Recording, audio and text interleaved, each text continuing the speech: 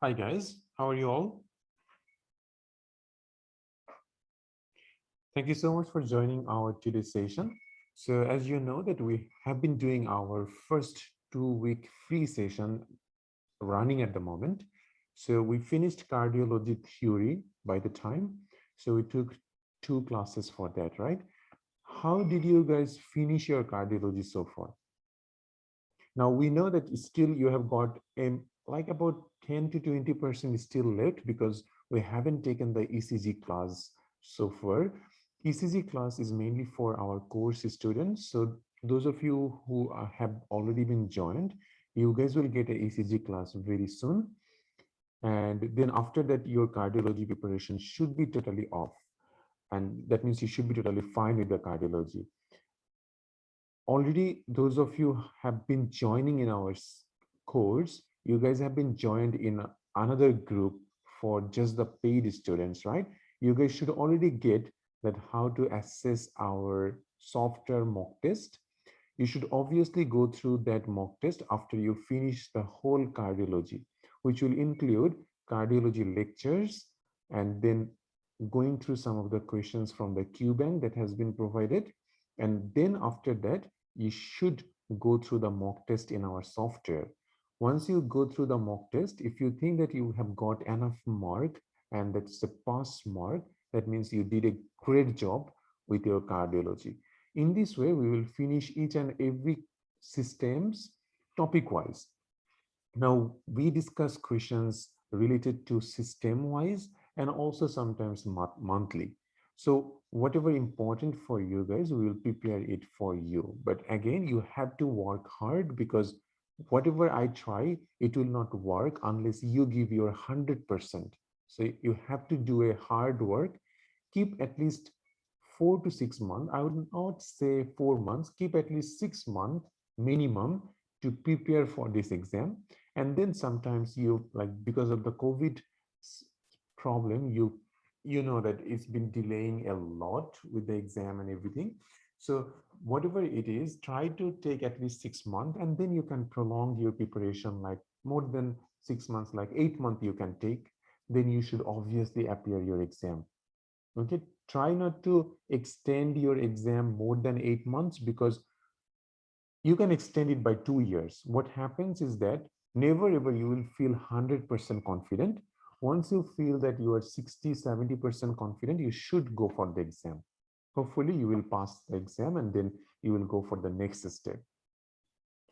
All right, enough bubbling. Now we are going to do cardiology question solvation today, which will help you to understand how to use your theory knowledge for question solving, which is very important to integrate both theory knowledge into your question solvation. If you know a lot of general knowledge things or like if you know a lot about cardiology, but you cannot answer cardiology questions, that reading has no meaning. So you have to understand that how you can use your theory knowledge into your question solvation. Today, we are going to deal with that, and you will find out that how we need to integrate our thinking when we solve a particular question. Okay, so let's start. For those of you in the Facebook, I would advise you to write your answers in the comment section. You are not like too much in the Facebook, so you guys easily can come to the Zoom. Then I don't have to look into the Zoom and also the Facebook at the same time. So next time you can try coming to the Zoom. It's very easy, super easy. You can easily find the Zoom invitation link and just enter the Zoom. Then it will be easier for me as well. So that's all right. If you are in the Facebook, make sure you write your any queries in our comment section so that I can answer you.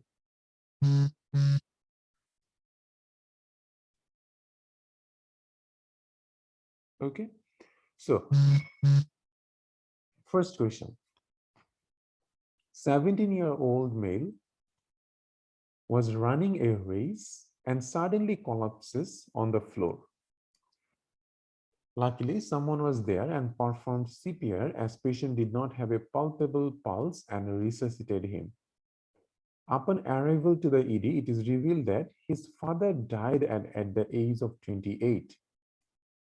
Okay, so are like sudden cardiac death and at the early age, right?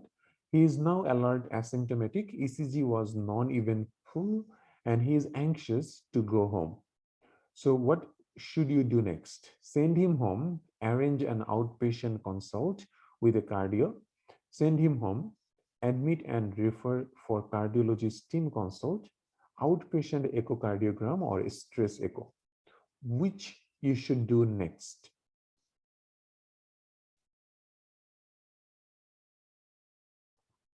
What do you think that this patient can have? 17-year-old male had a sudden collapse during running a race.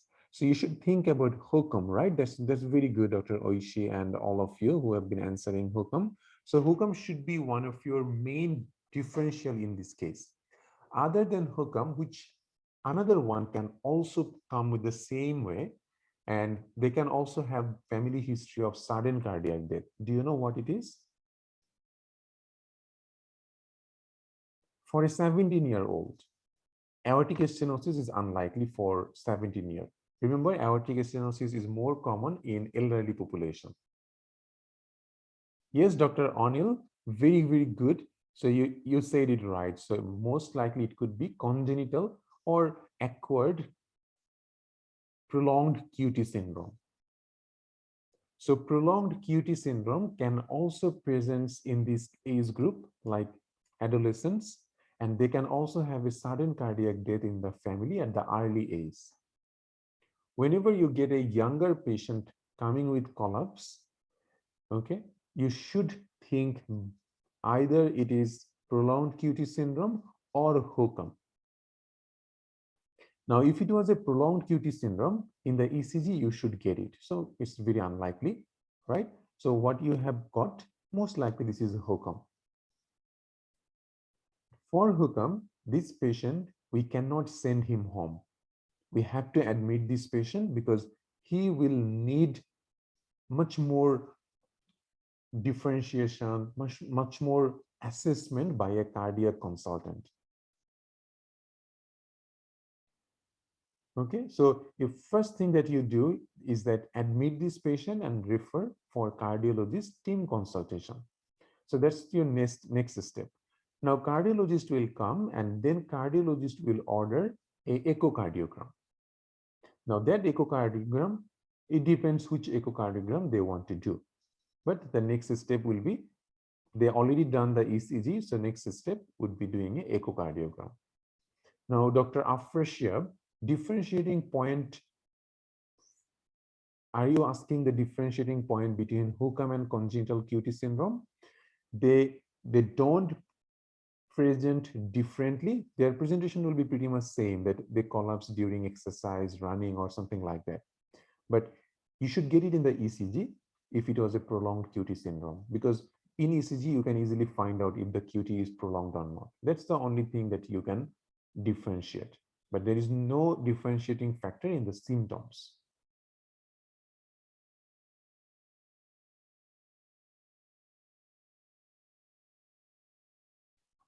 Okay, come to the next question. Kind of similar, a young athlete patient presents with a history of sudden syncope and dyspnea. ECG shows left ventricular hypertrophy. You all know what is syncope, right? It means a sudden loss of consciousness. So left ventricular hypertrophy in the ECG. Patient's father had a sudden death at a very young age. What is the initial treatment? So you already understand this is also a hokum case, but they're asking the treatment. What is the initial treatment for someone having a suspected hokum? So you have got verapamil, septal myomectomy, defibrillator, low molecular weight heparin, and adenosine.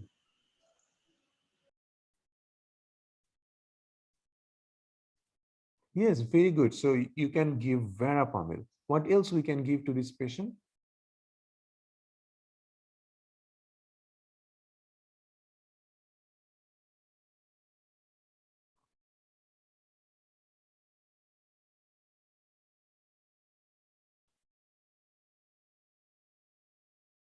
Beta blocker. Good. Very good, Dr. Rebecca, Dr. Saji, Dr. Oishi. You're doing really great, guys. So yes, we can give either rate limiting calcium channel blocker or beta blocker. So in here, verapamil is our option. So we'll go for this one. Can we give digoxin to this patient if needed?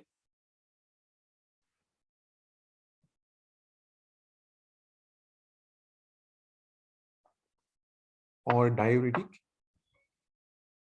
No, we don't give diuretics. We don't give digoxin in this patient because it can reduce the venous return.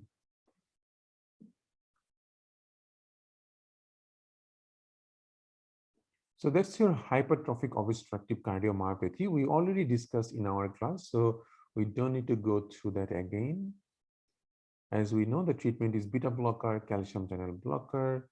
This will be our treatment. Avoid the following. So digoxin, diuretics, vasodilators should be avoided.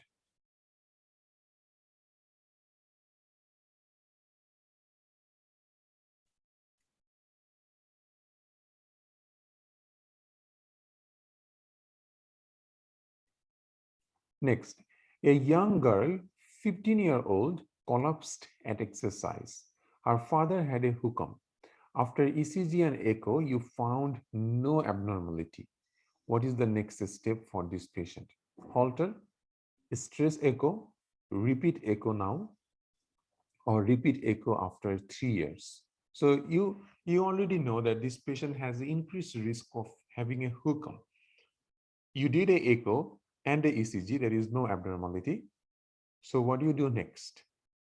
Remember, we discussed that if resting ECG cannot find any abnormality, our next step would be to go for a stress echocardiogram, because during a stress or during exercise, sometimes there obstruction and the hookah can get worse. So the next step to do a stress echo, right? Good.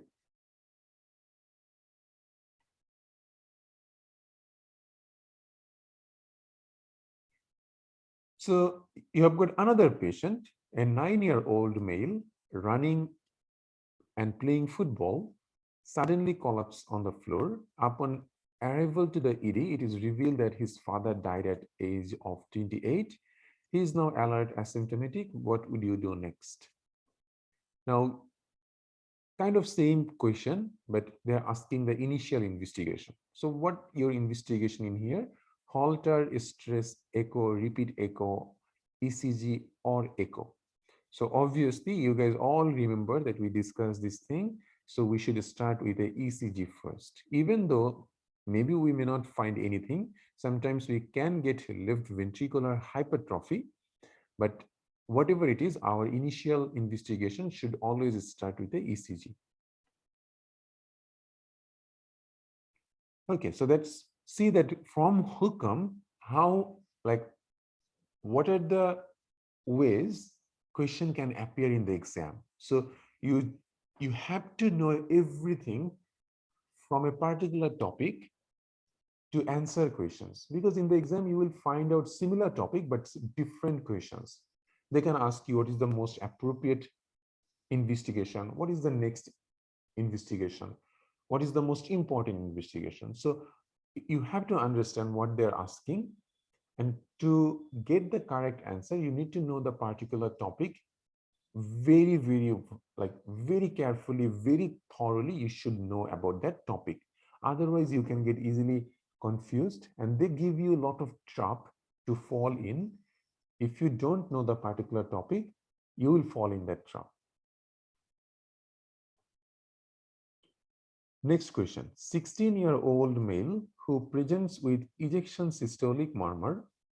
So it will be an ejection systolic murmur in second left intercostal space.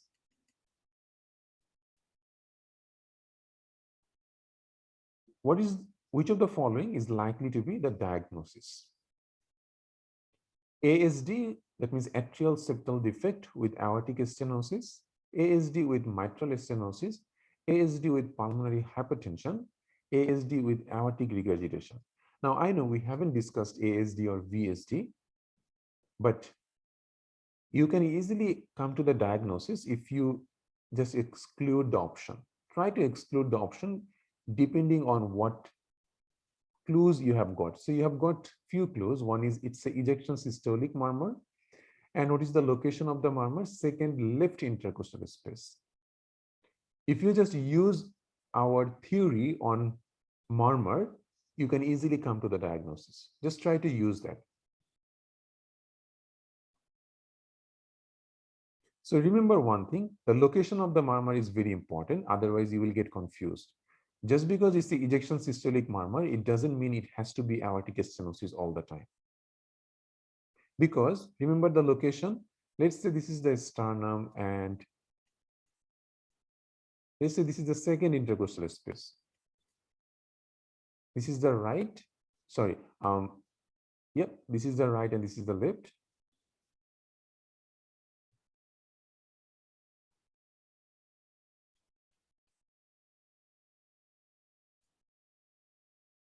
Now in the right intercostal space, you have aortic murmurs, right? In the right second intercostal space, you got aortic murmur. In the left second intercostal, you get pulmonary murmur. Now tell me, is it aortic stenosis? Because you have got it in the second left intercostal space. So it cannot be aortic. Because if it is aortic, it should come to the right second intercostal space. So you can easily exclude this one. So this is the trap. Now you know what is the trap. So if you don't know how to exclude, just by looking at the particular question, you will just answer blindly. And they know that you are going to do that. You have to be very careful about everything in the question. There is some clue, there is some trap. You have to know which one is trying to help you and which one is trying to help you to go into the trap. Okay, so it's very important to know that.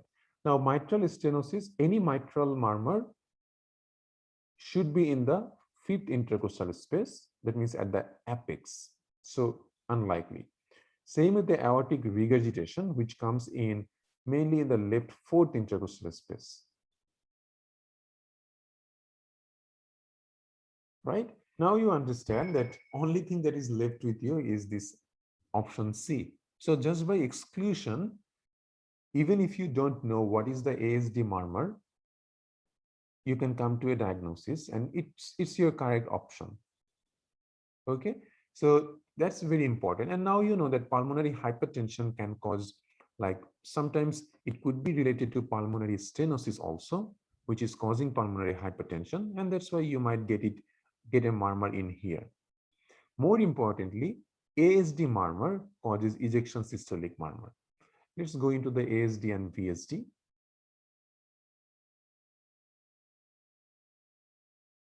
So at children has a lot of valvular heart diseases. The most important one is ventricular septal defect, which is the most common one. Second most common is the ASD. That means you all know that heart, this is your heart. Your heart has 4 chambers. This is the right and left atrium. In between 2 atrium, this is your atrial septum. Now, if there is any defect in this atrial septum, that is known as atrial septal defect. Children can present with many features. Sometimes they will have like exercise intolerance, they can have growth failure, they can have difficulty breathing. So all these are features which is mainly they will get heart failure due to ASD. But that's not more important for you. More important is that how this can present. Mainly you will get a murmur which will help you to diagnose this case. So you get a low-pitched murmur. There are 2 types of murmur you can get in ASD patients. One murmur which is more common is systolic ejection murmur in the left intercostal, in the left mid to upper sternal border, which means most likely in the like left second or third intercostal space. There is no particular space, but it's mainly second, third, or fourth intercostal space, upper to mid sternal border. So that's your ejection systolic murmur. Sometimes you can also get a diastolic rumble which is kind of low-pitched diastolic murmur. You can even get it in this case. This is also important to remember because sometimes in the exam they can ask you which of the following gives you both systolic and diastolic murmur. So then you can think about ASD. So atrial septal defect cause this ejection systolic murmur. Sometimes it can cause diastolic murmur as well. Because of atrial septal defect, what happens is that blood comes from the left atrium to the right atrium because the left side of the heart has got more pressure. So obviously, which one get more pressure, it will push blood to this side, right? So blood will come from left atrium to right atrium, then it goes to the right ventricle through tricuspid valve, and then through the pulmonary valve, it will go to the pulmonary artery and then to the lungs. Now, because from the left heart or left atrium, lots of blood is coming up. In addition to the normal blood which is coming from superior vena cava and inferior vena cava, there is a lot of blood in the right side of the heart. That's why the right heart, mainly right ventricle, needs to work a lot. To work a lot, it gets hypertrophied, and that's why you get right ventricular hypertrophy in this case. Because pulmonary artery getting a lot of blood flow now, they can also develop pulmonary hypertension. So ASD can be complicated with right ventricular hypertrophy, pulmonary hypertension as well. Clear? So that's your atrial septal defect. We will discuss ASD, VSD, and also other pediatric cardiac problem in our pediatric session. So don't bother with that. Now, for VSD, you should remember one thing, that this is the commonest cause of valvular heart disease. Children usually can present with poor feeding, poor weight gain. And when you check the murmur, you can get a pansystolic murmur at the left lower sternal border. So ASD, you get it on the left upper sternal border. VSD, you get in the left lower sternal border. ASD is the ejection systolic murmur. VSD is the pansystolic murmur. So now you will remember everything. Okay, so you have to always synchronize.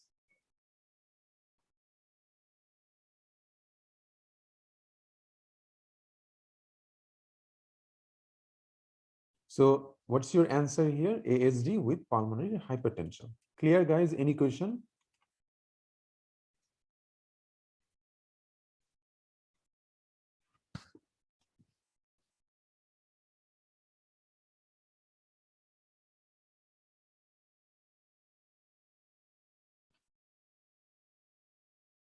Good. Let's go to the next question.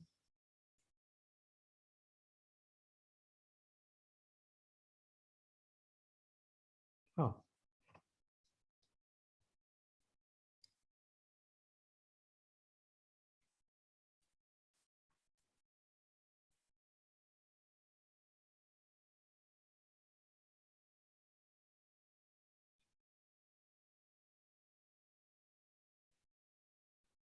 Give me 1 minute.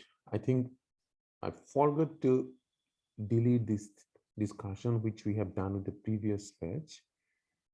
Just 1 second.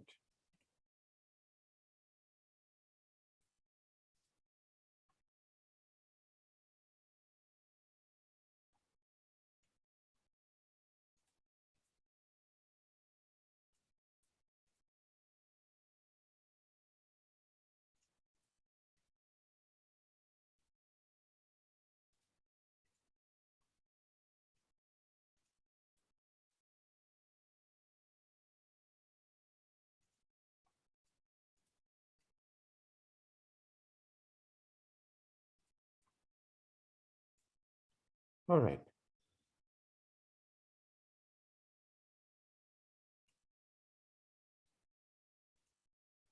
Now you should be able to see the screen again. Yeah. Okay. So our next question is, a young guy while playing cricket suddenly had a syncopal attack without any convulsive feature. So what are the clues here? It's a young patient playing cricket suddenly had a syncopal attack without any convulsive features, which means it's not epilepsy. So we can rule out our one of the option. Soon he spontaneously recovered. So the recovery was spontaneous and he started fielding, continue playing the rest of the game. So sudden syncope and spontaneous recovery without any prodromal features, what does it indicate? Now, you might get it confused because we haven't discussed syncope yet, but we will discuss it today. So is it a vasovagal syncope, cardiac syncope, neurogenic syncope, postural hypotension?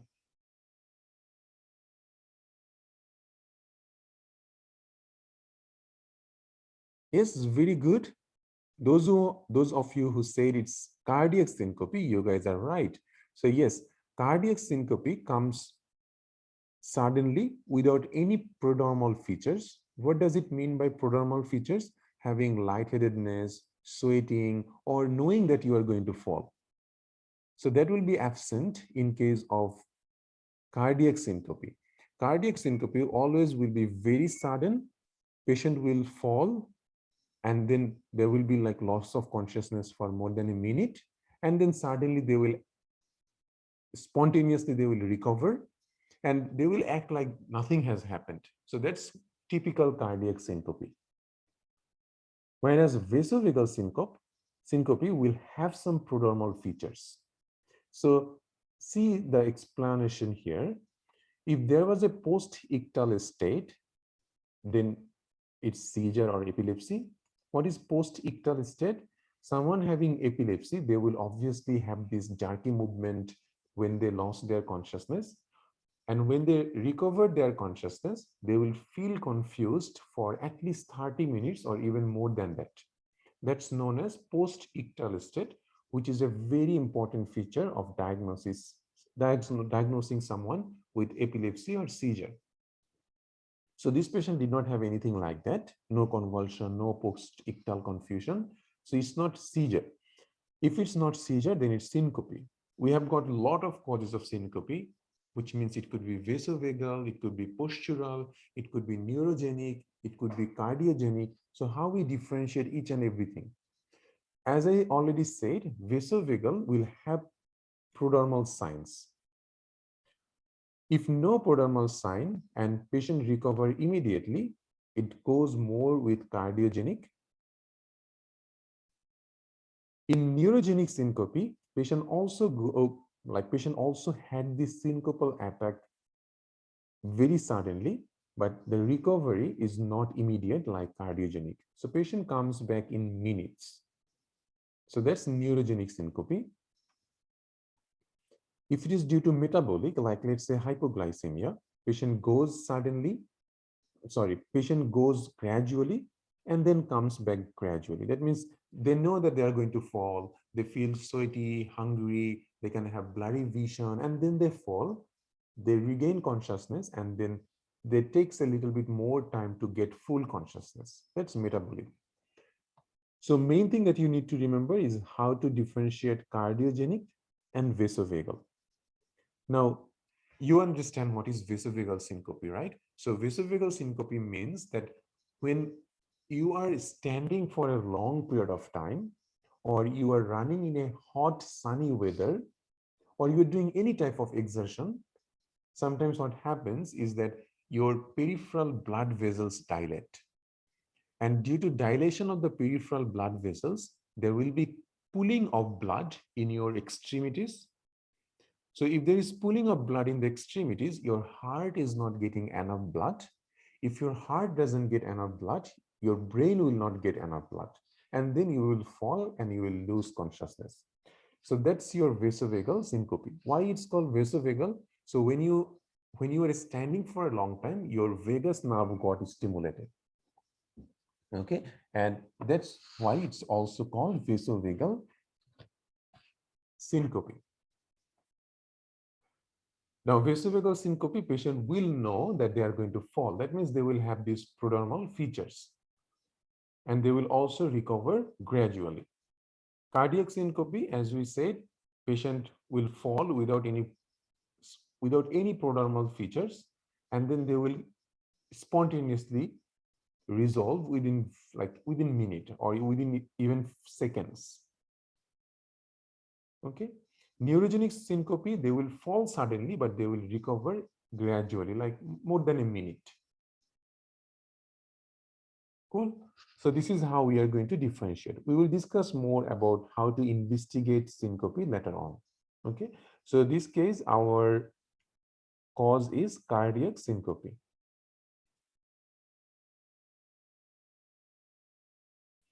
Now, neurogenic and vesifical is not totally same, but it share, like you can say that vesifical is a kind of neurogenic syncope because it also involves your vagus nerve. That's why, but not totally same.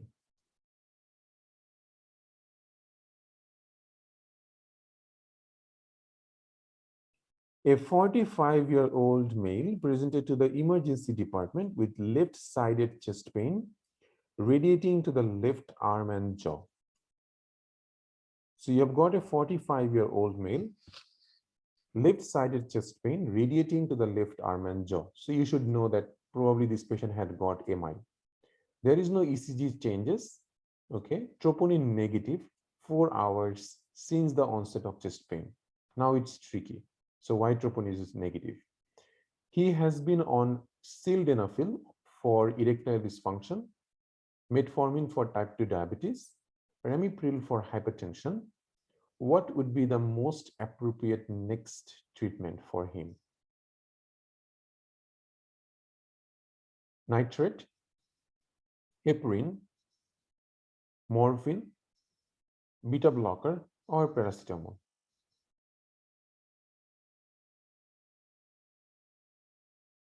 So you've got a patient with a left-sided chest pain radiating to the left arm and jaw. No ECG changes, which means that it's not even like we can't say it's myocardial infarction. Okay, so it's not myocardial infarction. Even if this patient having some kind of ECG changes, like let's say this patient is having, I would say, ST depression, T wave inversion, then even we could think about starting the patient with heparin. But this patient is not having any features of MI. So for this patient, we don't need to start heparin just now. We will repeat troponin again. We will repeat ECG again. We'll see what's happening. But for now, we don't need to start anything. We could start nitrate for this patient, but this patient is on sildenafil, so we should not give nitrate to this patient now. Beta blockers, not initially. If this patient is a high risk, we can start it later on. Paracetamol is not like very effective for chest pain, at least for now. So better for chest pain, we can start with painkiller like morphine in this case. In this case, morphine is your most appropriate next treatment.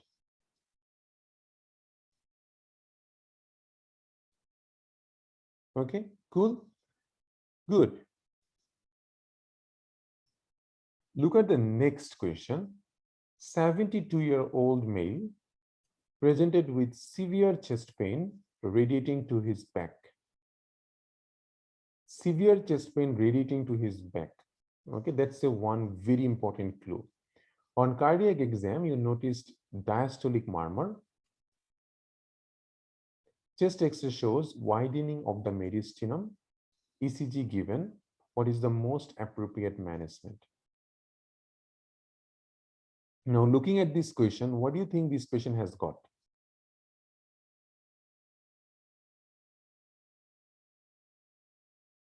Aortic dissection, right? Severe chest pain radiating to the back, having widening of the mediastinum.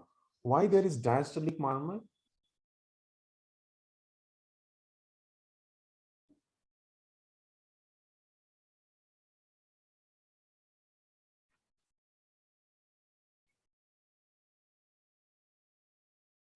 Very good, Dr. Rebecca. Yes, it's because of aortic incompetence or aortic regurgitation, which can be in aortic dissection. Okay, now ECG. So this is the ECG you can see. What you can see in the ECG, we haven't discussed it. So if you don't understand, don't bother. We'll discuss it in our classes. Always look at the long lead of the ECG. As you can see here, this is the lead 3. In the lead 3, it will be a little difficult for you because we haven't discussed any ECG yet. But let's just go on with the flow. You have some basic idea on the ECG, I guess. So if you look at here in lead 3, this is isoelectric line, you can see. And this is the P wave followed by QRS complex. And this is your ST wave. Okay. Now, in this case, ST wave should be here. When ST wave goes above the isoelectric line, just like this is known as ST elevation. So there is ST elevation in lead 2, lead 3, lead AVF. Lead 2, 3 AVF is mainly your inferior leads, or you will get ST elevation in lead 2, 3 AVF in case of inferior MI. So this patient has actually got inferior MI as well with aortic dissection. So that's also can happen. Patient can have aortic dissection together with myocardial infarction, especially dissection occurring at the aortic arch or root of the aorta. That's more commonly can involve this kind of situation. Okay, so this patient needs treatment for both. Don't bother with the ECG because we will discuss it again. You will understand everything, trust me. So what is the most appropriate management for him? What do you think? So you want to give alteplase for aortic dissection. Giving alteplase is contraindicated. You cannot give thrombolysis in a patient who is having dissection. You will make it worse. Okay. Give aspirin and intravenous morphine. They're asking most appropriate. So what is your most appropriate means, or is the best management? Give morphine. So morphine will help with chest pain.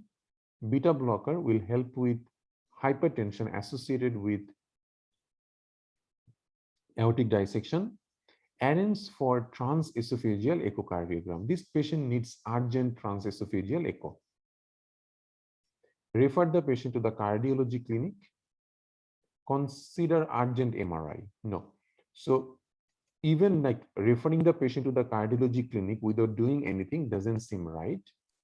Aspirin and morphine is not the most appropriate now. Most appropriate in here is to give morphine, beta blocker, and arrange a transesophageal echo as soon as possible. So that's our correct option. Clear? Good. Now you can see that this is how it looks like on the X-ray. If you got a patient with aortic dissection, you will get the mediastinum widening like this. You can see that how much widening it is. As you already know, there are two types of aortic dissection. One is Stanford type A. Type A is the dissection which happens proximal to the subclavian artery. Distal to the subclavian artery, any dissection is called Stanford type B. Type B, usually medical management, and type A is surgical management, right? We discussed all of this in our class. So it's important to know. Next, elderly man with multiple falls. So you've got an elderly man with falls during the day, especially in the morning after waking up. Looking at this question, at this sentence, what do you think this patient has got? So having fall, especially during the day, in the morning after waking up. If someone falls during waking up at the morning, what does it mean? That means when they wake up at morning, they change their position from lying position to a standing position. And if they feel dizzy or if they fall, That means most likely they have got postural hypotension. Good. Or orthostatic hypotension, same thing. So you have got orthostatic hypotension in this patient also. ECG found left ventricular hypertrophy, multiple ventricular ectopics. How will you investigate further? So you want to do a repeat measure of BP in supine and prone position, 24-hour ECG Holter, serum electrolyte. Let's say I want to give CT brain in here. So what's your further investigation?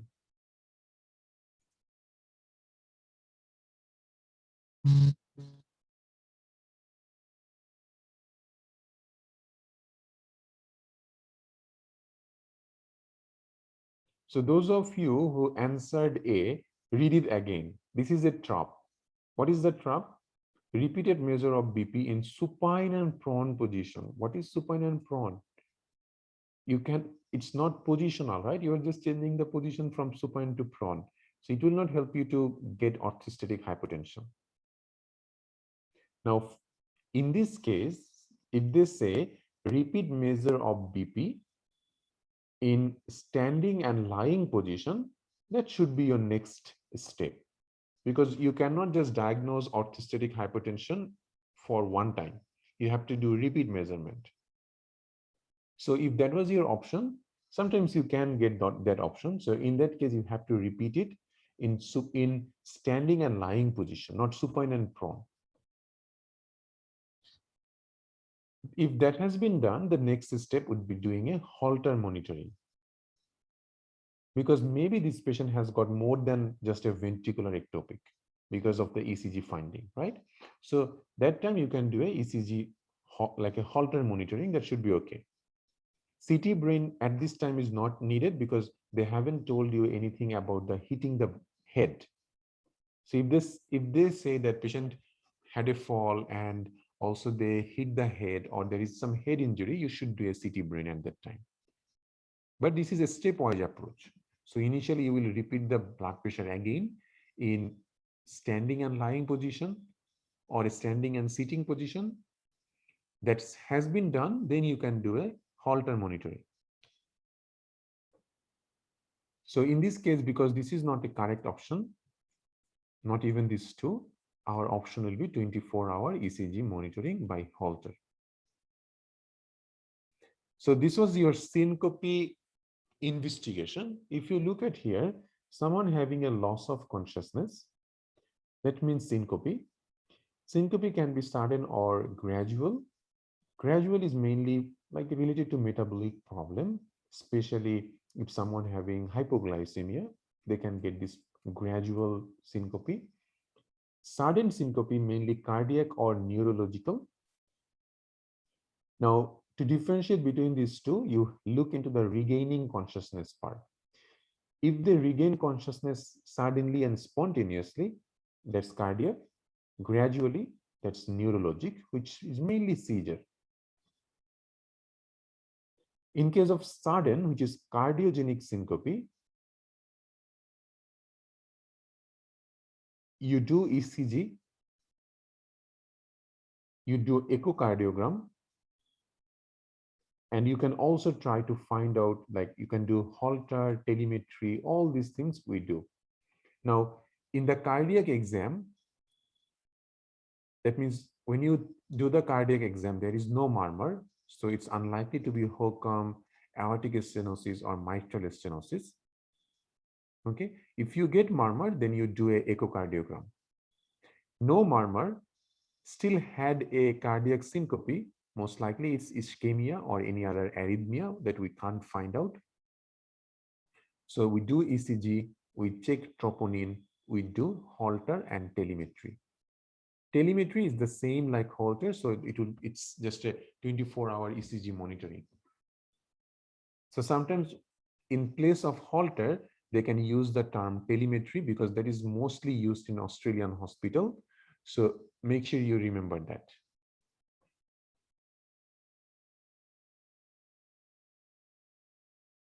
Clear? So in cardiac syncope, If you get murmur, you think about aortic stenosis, you think about hook'em, right? Then you do a echocardiogram to confirm your diagnosis.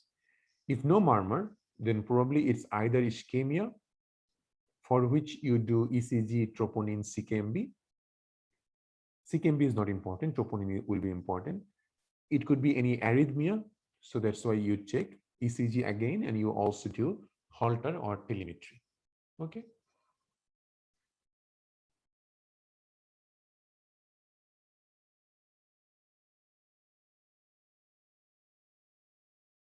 So 90% mortality from syncope is mainly due to cardiac. So it's very important to remember these things. All right, next question. A young patient has been getting multiple lightheadedness and dizziness. His clinical features are normal. Chest X-ray ECG normal. Halter monitoring reveals ventricular ectopics. What you will do next? Couple of things that you need to consider in here. It's a young patient, multiple lightheadedness and dizziness, clinically normal, chest X-ray, ECG, Holter, everything is normal. Holter only revealed ventricular ectopics, which can be benign also in a young patient. What will you do next? Reassure, exercise tolerance test, dobutamine echo, or plain echo?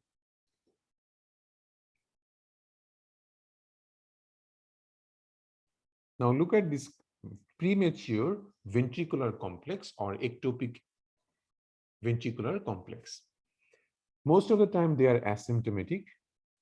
They can happen in 20% people with no underlying heart problem. Look for evidence of ischemic heart disease, mitral valve prolapse, thyrotoxicosis, and left ventricular failure. This usually can cause ectopic beats. If symptomatic, but otherwise well, with a normal chest X-ray and a ECG, reassure the patient. So our patient is symptomatic, but otherwise well. There is chest X-ray normal, ECG normal, right? So we can reassure the patient. That's fine. Drug treatment. Never commence drug therapy without performing an echocardiogram, because you have to rule out that this patient having any reduced ventricular function or not. Because if you use antiarrhythmic drug, it can worse like ventricular function sometimes. So that's why usually you send the patient to a cardiologist for further assessment. If patient is like having like troublesome symptoms, you can start beta blockers. Now in this case, because it's a young patient, patients, everything is normal, like clinical features are normal, chest X-ray, ECG normal. You can reassure this patient, that's fine. There is no need to go for ETT or any other echocardiogram, because you are not going to start antiarrhythmic drug. When you would start it, if this patient having any other features which would like ECG abnormal, or patient was a elderly patient or even a middle-aged patient, then you would consider doing an echocardiogram, because having a structural heart disease, heart failure, those are more common in these patients. But young patient, only ventricular ectopics, ECG, X-ray normal, you can reassure.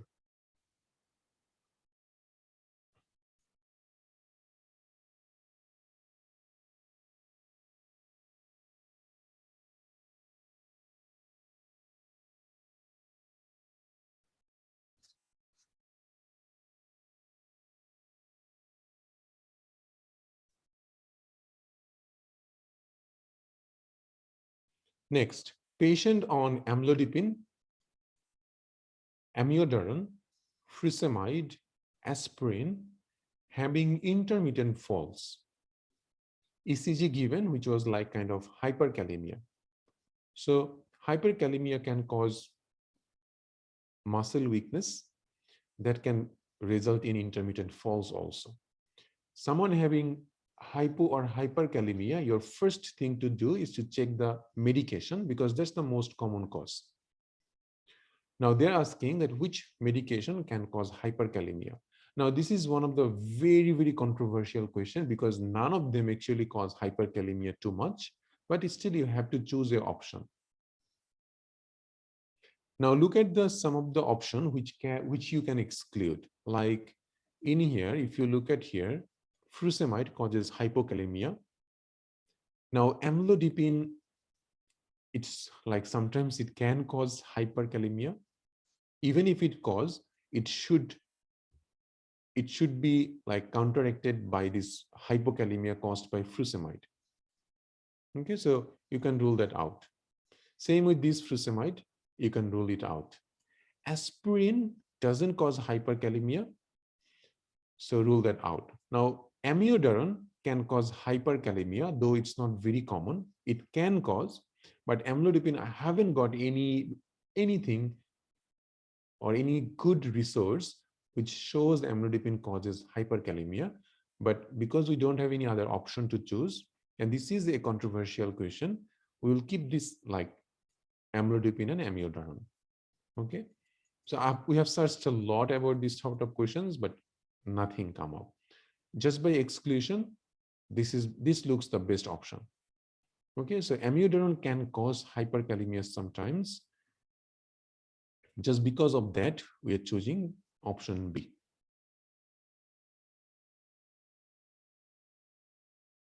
Okay, cool. Now let's take a 10-minute break before we move into the other questions. We have a lot of questions to discuss, so try not to go after the break. We will start again in 10 minutes time. Okay, so 10 minutes break. Thank you all.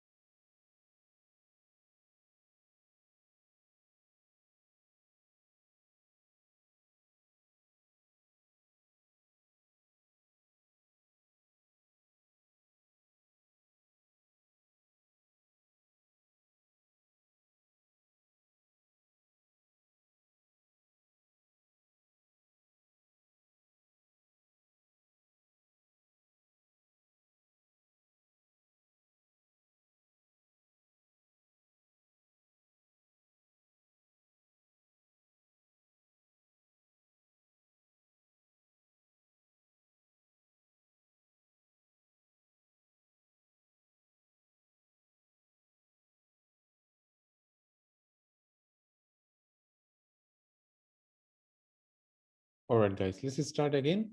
So I think I've got some question in the chat box. Dr. Afra Shiab, old lady with lightheadedness, shortness of breath. ECG shows ST elevation, no chest pain. What to do next? Now, if there is ST elevation, obviously this patient is having MI. You cannot go for anything else. This patient needs urgent treatment. I don't think this is this is a correct question or correct option. Patient should not have ST elevation, and the option doesn't go with the question, because for someone having ST elevation, your option will not be going for a thallium scan, Holter, or a stress echo. So this question is not right. And Dr. Kingsley, we already gave recordings to our first aid AMC MCQ group. Are you in any of our group?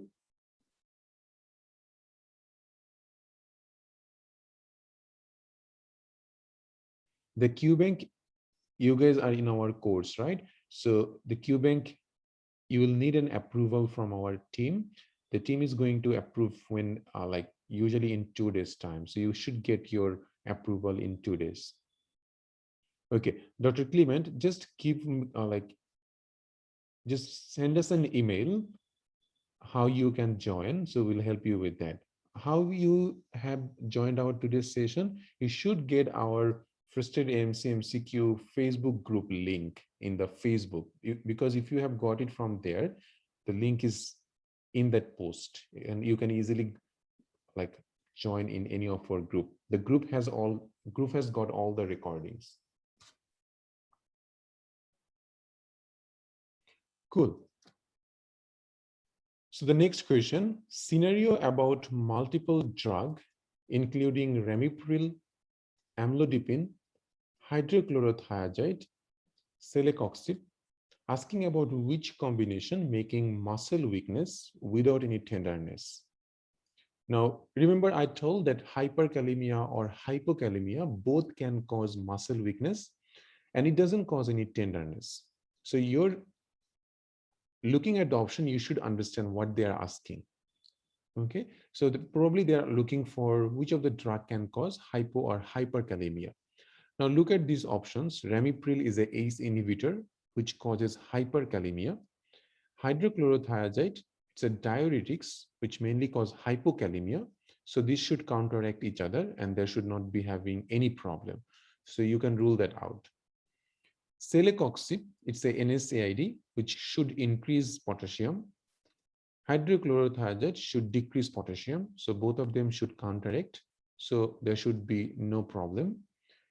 Only option you have got is amiloride and ramipril. Amiloride causes hyperkalemia. Similarly, ramipril causes hyperkalemia. So both of them can profoundly increase potassium. And if you have got hyperkalemia, you can have muscle weakness. So that's your correct option in here. So you understand that you need to know the basic side effects of most of the medications, especially cardiovascular medications are very important. So you need to know basic side effect, like ramipril causes hyperkalemia or ACE inhibitor causes hyperkalemia. That's very common. Like diuretics, especially your fusamides, that means loop diuretics or thiazide diuretics, they causes hypokalemia. That's very common. You should know that. So they always ask you the sort of side effects. You need to really remember each and every of these.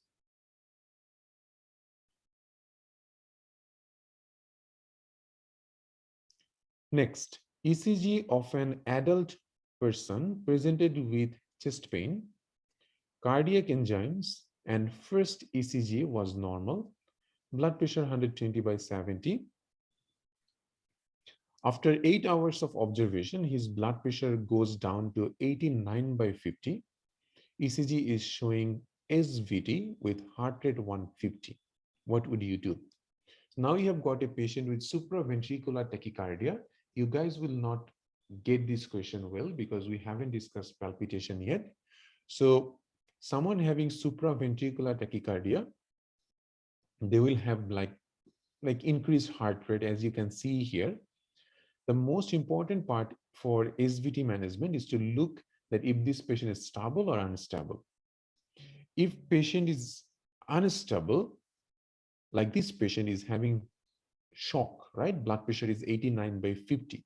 Someone having unstable blood pressure with SVT, that patient needs to have a cardioversion. What type of cardioversion we give in SVT patient? We give synchronized cardioversion or DC cardioversion. So this patient will need cardioversion immediately. Defibrillation is a desynchronized cardioversion. So that's why these two you need to remember.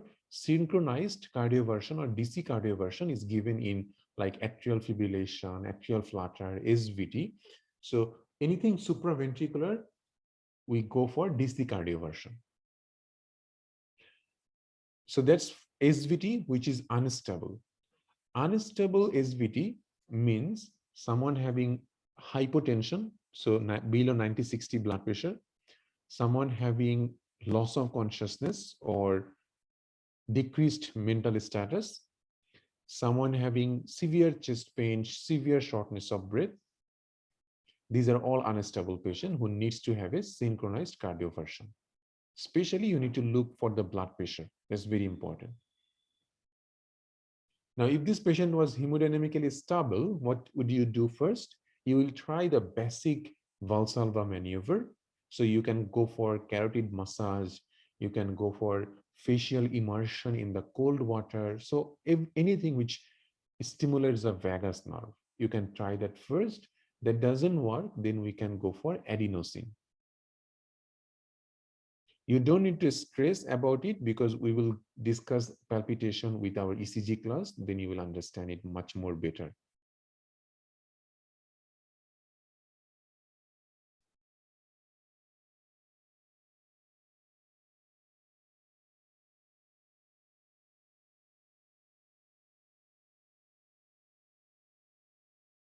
Now for this synchronized cardioversion, it totally varies. You can start with like even 50 to 200. Okay.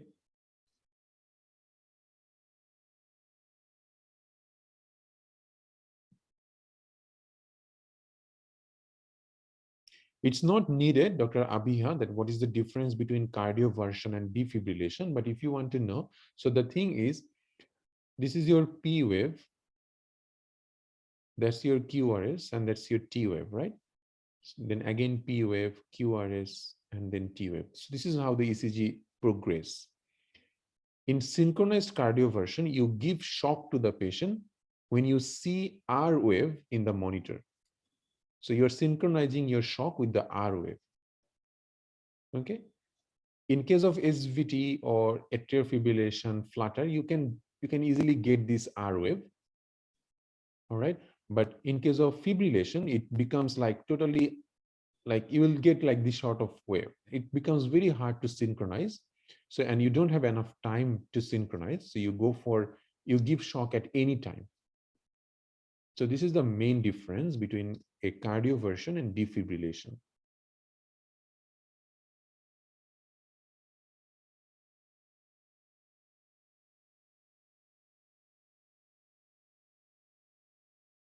Good. All right.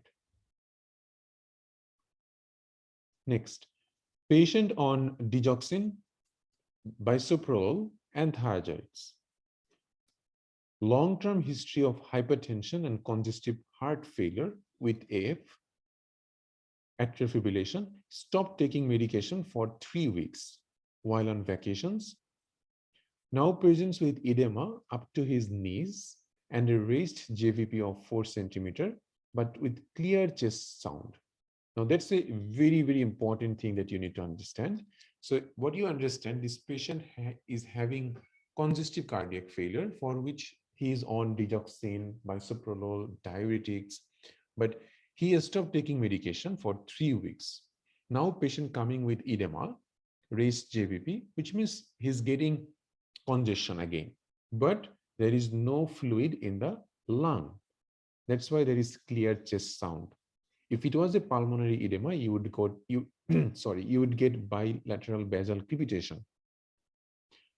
Blood pressure is okay. pulse irregular because of atrial fibrillation, and that's a known cause, what would you do as an initial management for this patient? Now, what do you think this patient should be having? You want to start furosemide mane. Mane means in the morning, commence spironolactone, commence metoprolol, commence digoxin bisoprolol, recommence all medication. Now, two things. If someone having congestive cardiac failure and you see that this patient having pulmonary edema, that means patient presenting to you with shortness of breath and you got bilateral basal crepitation, you should start the patient with furosemide. That means diuretic first, because this patient needs immediate diuresis. But this patient is not having pulmonary edema, so you should start all the medication he was taking for his heart failure. Probably that will help. Now, I know that for many of you who have been working in many other countries, if someone having edema in the leg, you'd rather start furosemide for this patient. But in Australia, the basic management is like this. CCF, no pulmonary edema, you don't need to give diuretics at the moment. Once the patient gets breathlessness and pulmonary edema, your diuretic should be given in here. Okay, so your option in here, because there is no pulmonary edema, you should recommence all medication.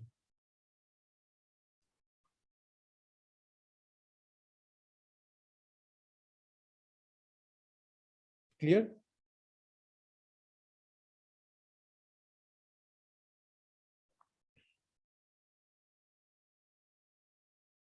Now, spironolactone should not be used initially in heart failure.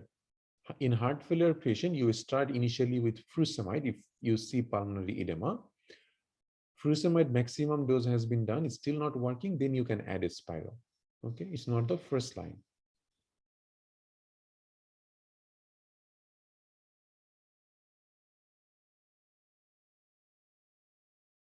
A middle-aged man, known hypertensive, started feeling dizziness and he feels his heart is racing. So heart racing means palpitation. It occurred after running. It's a middle-aged man, so high risk. There was also travel history a few days ago. It's a clue. He is on irbesartan hydrochlorothiazides, which means he's having hypertension. Already we know that. No mention of diabetes. BP is okay. No postural change. Pulse rate is high, so there is tachycardia. Oxygen saturation is low, below 94, that means hypoxia. Asked, what is the most appropriate next investigation? What's your diagnosis, by the way? We haven't discussed it, but what do you think this patient has got? Someone having dizziness, palpitation, having a travel history recently, and you can see there is tachycardia, there is hypoxia. You should always think about pulmonary embolism. Okay, so mainly having a travel history, patient started to feeling palpitation, feeling dizziness, feeling chest pain. And very important, if you get tachycardia, hypoxia, and travel history, you got your diagnosis. In this case, you don't need to do anything else. You don't need to do troponin, you don't need to do THAs, you don't need to do D-dimer. You should go for CTPA immediately.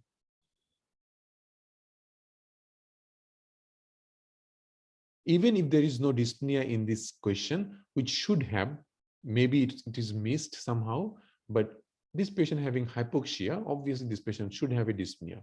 Whatever it is, if you get a travel history and mainly feeling racing of the heart, which means patient having tachycardia, hypoxia, feeling dizzy, we don't have any other option to choose. We have to think about pulmonary embolism.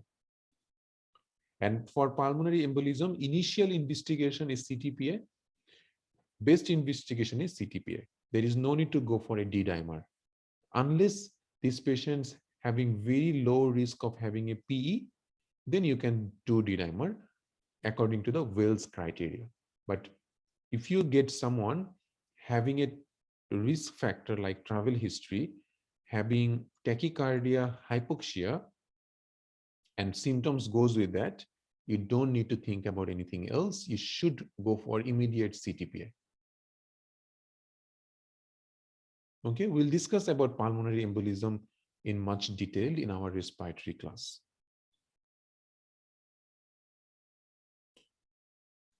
ECG with bradycardia and prolonged QT syndrome or prolonged QT. In scenario, patient came with chest pain for 15 minutes and relieved by rest. Troponin normal. Let's say it's a middle-aged patient. Pulse normal, regular. Blood pressure normal. What to do next? So middle-aged patient having chest pain for 15 minutes, it's risky. Why? Because more than 5 minutes chest pain in middle-aged, you should consider that, well, this patient has got something bad. Okay. And in the ECG, you have got bradycardia, prolonged QT, troponin normal, pulse normal and regular, BP normal. Now, remember one thing, even if it's bradycardia and prolonged QT, it should not cause chest pain. You need to make sure that you rule out the most important thing of having a chest pain in a middle-aged patient. So what do you want to do? Repeat troponin, echocardiogram, coronary angio, repeat ECG. They are asking what do you want to do next?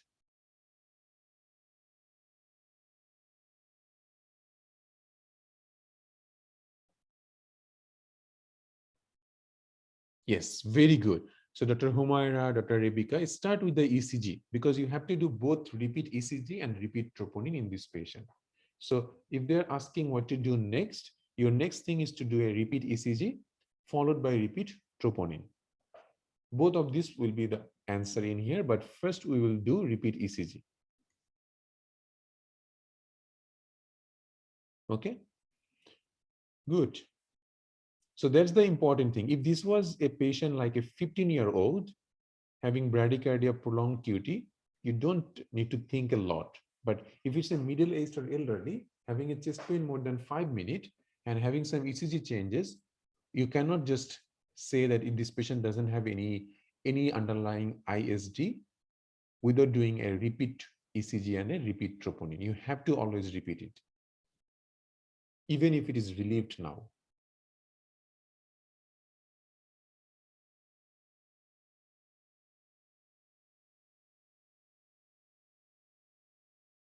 So Dr. Amy, if ECG is myocardial infarction, then do we have to do echo before angiography? Now, this is a whole lot of talking we have done in our first class. So if you attended our first class, you should know that how you are going to manage MI. It's totally different. Like, is it a ST elevated MI? Is it a non-ST elevated MI? Depending on that, you have to manage this patient. So you have to go to that class because that class was totally on myocardial infarction.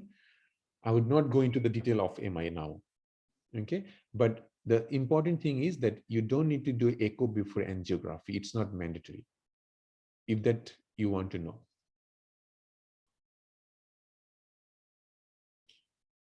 But the first class of our cardiovascular system was only on myocardial infarction. Okay, go through that. You will understand everything, I hope. 23-year-old man comes for follow-up. His bilateral arm BP was 140/60 by 100 to 110 range on several occasions. Occasional headache, rest of physical examination and urine analysis was normal. Heart rate 75 per minute with mild left ventricular hypertrophy. Patient used beta blocker, thiazides and captopril. Still blood pressure is 150 by 100. What is your next appropriate step? So by the look of it, what you see, this is a very young patient having a uncontrolled hypertension, right? And patient has used 3 drugs already. Someone in this age group having a resistant hypertension. Resistant hypertension means that they have already tried 3 antihypertensive medication maximum dose. That has been done in this patient. Still BP is not well maintained. That means probably this is not essential hypertension. Probably there is some secondary cause here. So you need to find that out. The most important one to find out here is renal artery stenosis, which is always like very resistant to antihypertensive medication. So what you should do next, you should do a duplex ultrasound of renal arteries. That's your next step in this case. Renal artery stenosis should not cause any arm BP difference. It's not something like that. That means they are giving you an average. On several occasions, this was the range of blood pressure. So this is systolic by diastolic. Okay, I know why you have got confused, but this is 140 to 160 by 100 to 110. So systolic and diastolic on several occasions. Okay, so if you see someone having a resistant hypertension, they tried 3 antihypertensive medication, then you should always go for underlying cause. So look for renal artery stenosis, look for any other secondary causes. So sometimes it could be hyperaldosteronism. So you have to think about it. You have to do necessary investigation depending on the age. Like if this patient was, let's say, middle-aged or elderly, you would think about, like mainly if it was a middle-aged patient, you would think about endocrine causes. Okay, so depending on the age, we have to change our thinking level as well. Again, renal artery stenosis can happen in elderly patient, can happen in young patients. So it's for all age group. Elderly patient usually got it from atherosclerosis, and young patient usually got it from fibromuscular dysplasia. Okay. Next, a women on multiple drugs. One of them was digoxin. She presented with central abdominal pain and tenderness. Her pulse was irregular. So let's say this is a 60-year-old woman.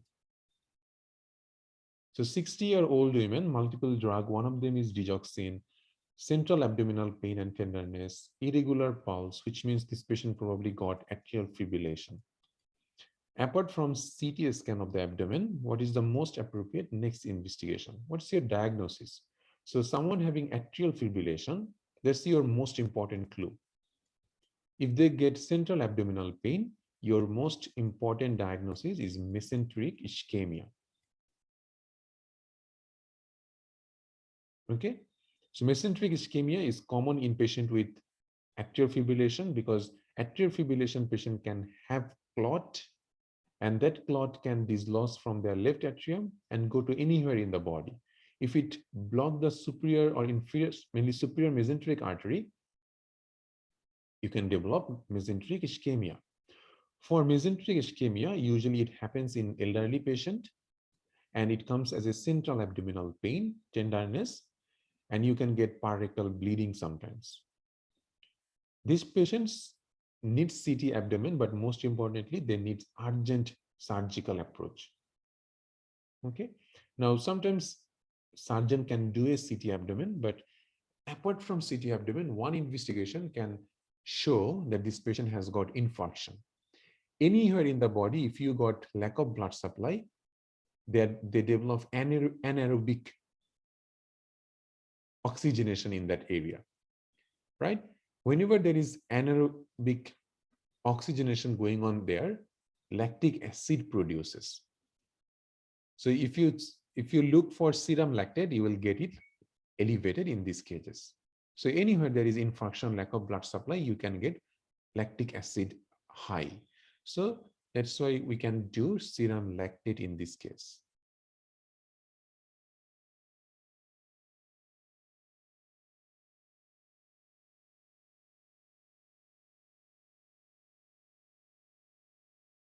Yeah, you should do a CT angiography for diagnosis, right?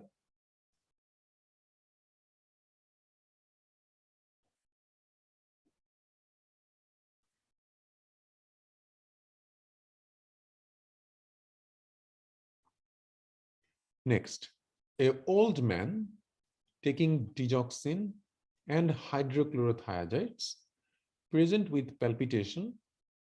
ECG shows tall peaked T wave. What is the cause of his problem? What is the cause? Okay. Now that's why I said you need to understand what they're asking. They are not asking the diagnosis. Your diagnosis will be hyperkalemia because if you see tall peaked T wave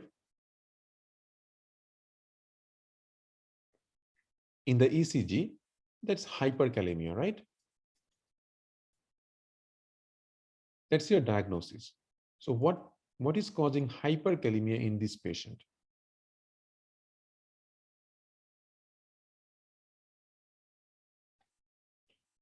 Let's see in here. Remember, we discussed this one without any image. So what happens in here, in a normal person, there is a sodium potassium ATPase pump, which helps in movement of sodium and potassium in the cell and outside the cell.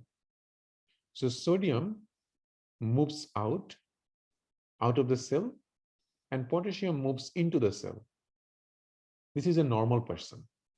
Someone having digoxin toxicity, they inhibit this sodium potassium ATPase. If they inhibit sodium potassium ATPase, what will happen? So potassium cannot go into the cell, sodium cannot go outside the cell. If potassium cannot go into the cell, in the extracellular area, there will be increased potassium, which means in your blood, you will get increased potassium and you will develop hyperkalemia. Okay, so what is the cause for hyperkalemia in this patient? Digoxin toxicity. Okay, so that's why I say that you need to understand what is the question. Now, looking at the tall peaked T wave, if you don't know, or if you don't look at the question, you will really miss this question and you will just choose option C. So you need to understand the question. It's very important. Many candidates, they know many things, but still they fail just because they are not too much careful. In exam, you have to be careful. Okay. So there is no way you can pass the exam just by thinking that, well, I will just go there and I will pass because I know everything. No, it's hard, honestly. But if you are careful, if you do your hard work, you will know and you will pass.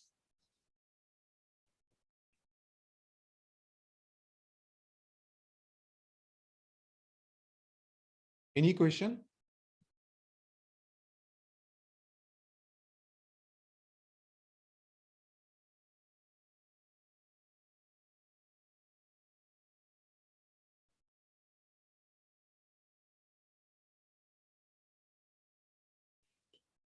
Next, patient with systolic murmur over left sternal border, no change with respiration. Also, a soft mid-diastolic murmur at apex. And this is a 5-year-old kid.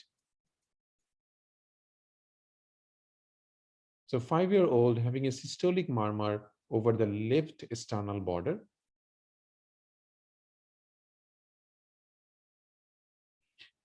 No change with respiration. And a mid-diastolic murmur at the apex. What do you think this patient has got?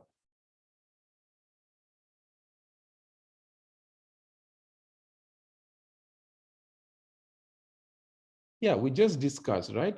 If there is two murmur, one is systolic murmur and there is diastolic murmur, both, it could be anything. It could be many other things also. But remember one thing, when they say that there is no change with respiration, they are ruling out aortic stenosis or pulmonary stenosis, mainly because aortic stenosis, they change, that means aortic murmurs, mitral murmur, they change with respirations. Especially aortic pulmonary, they can change with respiration. So if they say no change with respiration, you can easily rule C and D. But mainly, if you get systolic murmur, mainly ejection systolic murmur in the left upper sternal border with a mid-diastolic murmur at the apex, think about ASD.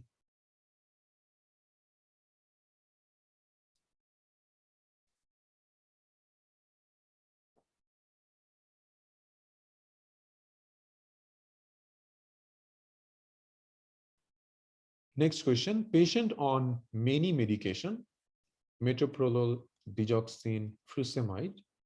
ECG was given showing Mobis type 1. Mobis type 1 is a heart block, which is the second degree heart block. Nausea, vomiting, abdominal pain was there. Digoxin level was given and normal. What to do? Now, these sort of questions are pretty difficult if you don't know the theory well. If you look at digoxin, it can cause nausea, vomiting, abdominal pain, right? Remember, the digoxin toxicity can happen even if digoxin level is normal. So that goes with that. Same, digoxin can cause any type of arrhythmia, especially it can cause heart block. It can worsen it. Okay, so all goes with that. Now, if we see in the if there was a ECG given, then you would find out Mobis type 1 in this case. So just by looking at here, you understand that probably this is a case of digoxin toxicity. And giving digoxin level normal, this is just a trap. And many candidate who doesn't know that, they will say, well, this is not a digoxin toxicity, and they will just exclude this option immediately. But that's your answer, right? So anyone having digoxin toxicity, you have to stop digoxin immediately. So how we know about this? So first of all, I know that this patient having metoprolol, furosemide, digoxin, but mainly digoxin toxicity can happen even if the level is normal. On the top of that, most common presentation is nausea, vomiting, and abdominal upset. With that, patient also having arrhythmia, mainly having heart block. So probably this is digoxin toxicity. We should stop it immediately. Okay, clear?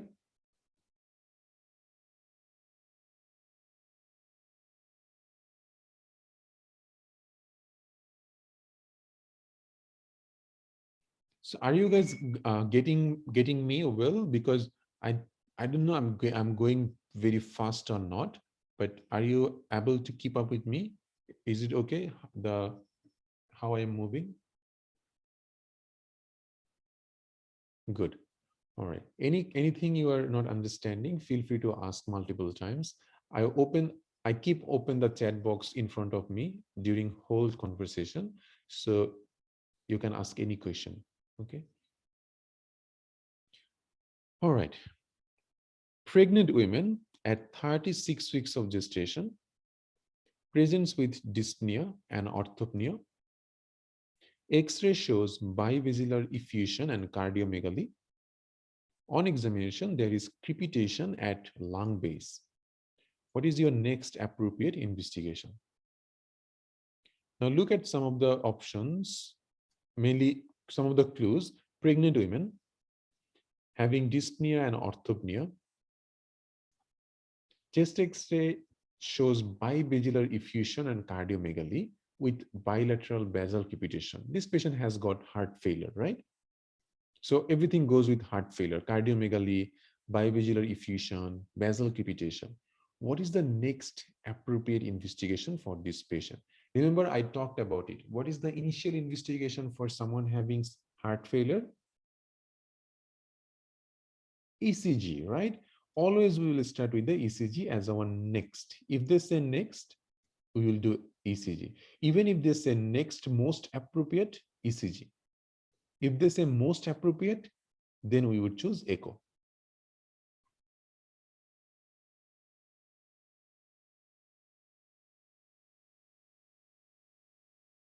Patient had a pacemaker recently, presenting with difficulty in breathing with faint heart sound.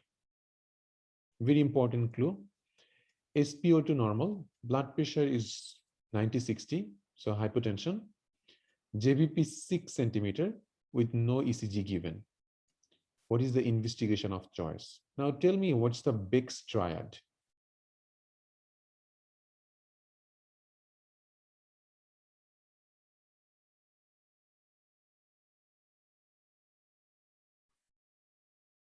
Remember the big triad we discussed in pericardial effusion or cardiac tamponade?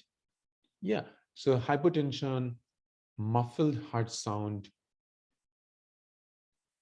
and having a shortness of, and raised JVP, sorry, yes. So raised JVP, muffled heart sound, and hypotension. So our patient has got all: faint heart sound, hypotension, raised JVP.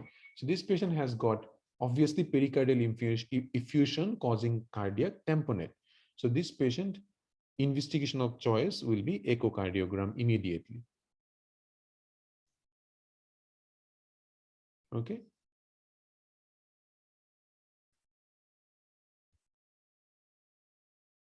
Next, a hypertensive and a diabetic patient presents with history of numbness, nausea, and sweating. He developed dizziness while urinating. Pulse is irregular, ECG showing atrial fibrillation. What is the diagnosis? Myocardial infarction, micturition syncope, vesifical syncope, postural hypotension. So hypertensive diabetic, obviously, you know, this is middle-aged or elderly patient coming to you with history of numbness, which could be diabetic neuropathy causing numbness, but nausea and sweating, dizziness, even if there is no chest pain, because this patient is diabetic, they can have silent MI and they may not have any chest pain, but still having MI. So dizziness, nausea, sweating, that indicate this patient probably got MI. And one of the important cause of having new onset AF is ISD or MI. So any patient having atrial fibrillation, with that they're having these symptoms like nausea, sweating, dizziness, you need to think about ischemic heart disease or myocardial infarction.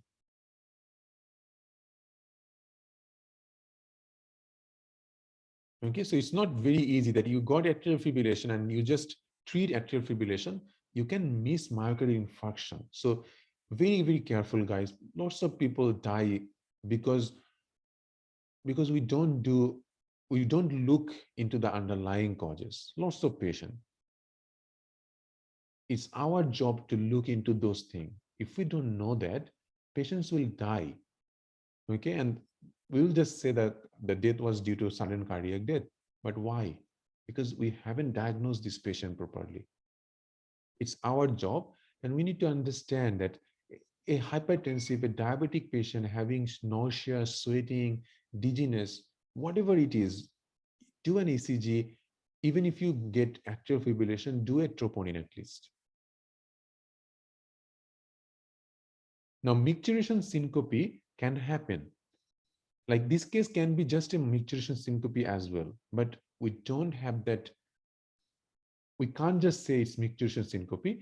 Micturition syncope usually can happen just patient going for urination or micturition, and they can feel dizzy and they can have this loss of consciousness. That's micturition syncope. They would not have feeling sweaty, nausea. Their ECG will not show atrial fibrillation. So only syncope when they went for micturition. That's micturition syncope.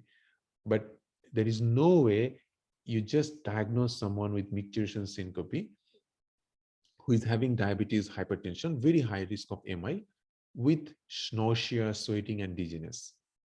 Okay, so these are the trap. Micturition syncope is a trap in here. Okay, there is no hard and fast rule that how we can diagnose micturition syncope. It's a diagnosis of exclusion. If you do all the investigation in this patient, you don't get anything, then you diagnose this patient with micturition syncope. But you have to consider excluding all important cardiovascular and CNS cause first. Same with vesifical. In vesifical syncope, you would not get like ECG showing atrial fibrillation, or patient's pulse will not be irregular.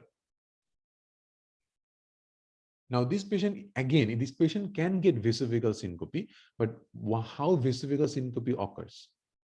Usually patient would would stand for a long time, or it would be a hot sunny weather. Patient is exerting himself. During micturition, is someone does it exert too much? No, very unlikely to be vesifical syncope. Okay, it can seem like because patient had some prodromal feature, but no, it's not vesifical. It can be like postural when they like maybe they were lying down and they when they get up for micturition, then they got postural hypertension. It can happen, but not vesifical.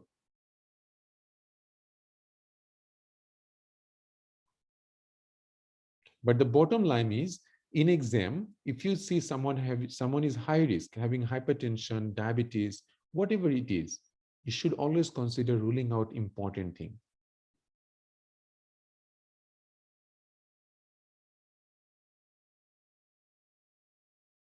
Okay. I guess that was our last question to solve today.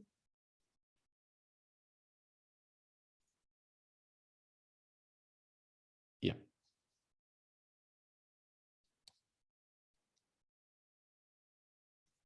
So, did you guys understand everything?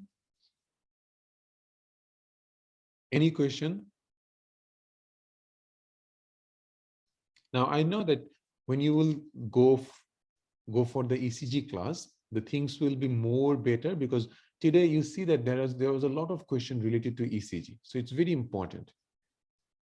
So when we discuss the ECG class, this will become more clear to you. So this was all about our cardiology class, except for the ECG, which will be done very soon in our course students. We'll give you the update about it. And you guys know that our 2 weeks free session is going to finish. When we are going to finish it? By 12th of April. So if anyone is still considering joining the session, it's the last few days that you have got. After 12th of April, our admission will be closed. So if you're still thinking that you should join or not, this is the time you talk with us. You send us an email that you want to join, and then we will start the processing. We have got a massive students already in our batch, so we are more than happy to close the admission. But still, I think that if any of you are, if you think that you want to pass the exam in this year, this is the right time to get into the course. Whatever course you want to join, you should join a course now, so that you can at least appear at the end of this month, end of this year, sorry. Okay, so think straight. Don't prolong your discussion or prolong your reading. I would say prolonging your preparation, it will not help. It will just make you confused, and lot of questions will come, and then you need to solve those questions. It becomes more tiring. So what you want to do, you go through a course, and through the course you will understand what is the important thing you need to read. Take like minimum 1 or 2 months after the course to just get an idea about everything, to do the revision, and then appear the exam. This is the cardio last class. Except for our course student, there will be an ECG class, okay, that will be included also in the cardiology. But that's all we have done in the cardiology. For the course student, you should finish your cardiology preparation as soon as possible. And then what you need to do, you need to go through the Q bank that we have already uploaded in your group. After that, you should appear the mock test in your software. Yes, you'll get your next schedule very soon. But we have still one class on 12th of April. As you know, we'll discuss February question. This will be our second class on February questions. Dr. Sidra, this is a 5 months course.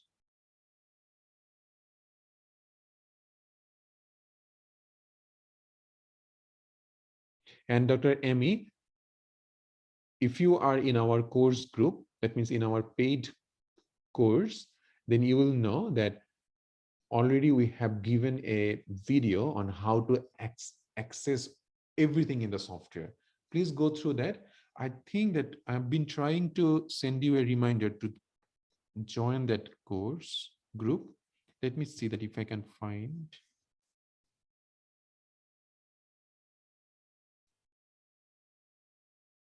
Is your name Christine Blake? I'm sorry, I'm not actually into the team who does this admission, so I don't know much, but is your name Christine Blake, Amy Ralulu? Yes. Okay, so we have been trying to invite you into the course group, but I don't think you have accepted the invitation yet. So you need to go to the Facebook, find it out, where is your invitation, and then you should join the course group. Everything has been given already.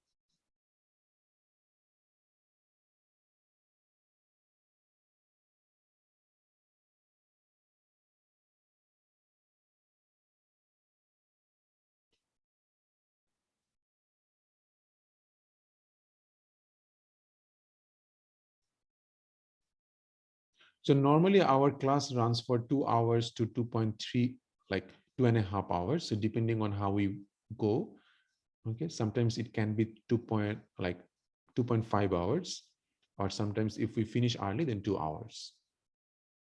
Okay, Dr. Shashika.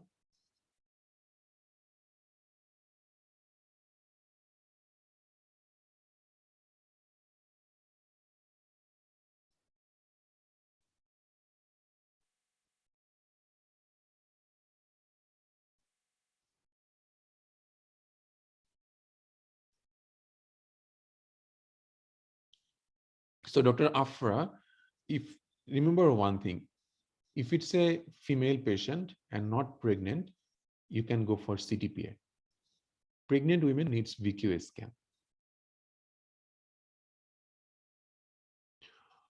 Yes, Dr. Shashika, the time is mainly we will take class from 8 p.m. to 10:30 p.m. Sydney time. That will be our course timing always. Okay.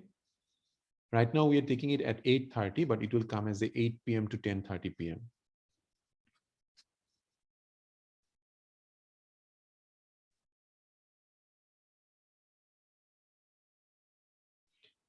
Very good question, Dr. Roy. If it is a renal insufficiency, you should not go for CTPA, because your CTPA means you are introducing a contrast. Okay, so for anyone having renal insufficiency, that means mainly CKD is stage 3 to 5, you will go for VQA scan. Those who are in the Facebook group, do you guys have any question? No, no, good. All right, so we can finish it here. But as I said, if anyone still wants to join, this is your best time to contact with us, so that we know that what is your basic need from us, and we can formulate a plan for you. Okay, as you already are going through our free 2-week session, you should know that how we take classes. This will be our style of class in the next 5 months. I hope you guys are liking it, and we have got a very good response, and we have got a lot of students already. And the good thing about the course is that now we have one specific chat group where we solve questions, and like we have got lots of students from, like, even those of you who could not attend the exam for COVID, they are still trying to appear the exam.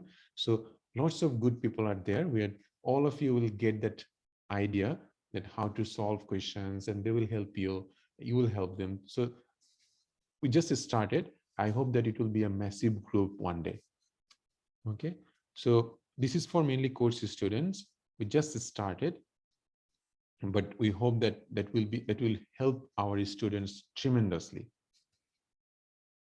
Okay, so it was good to have you all here, and we'll see you in 12th April, right?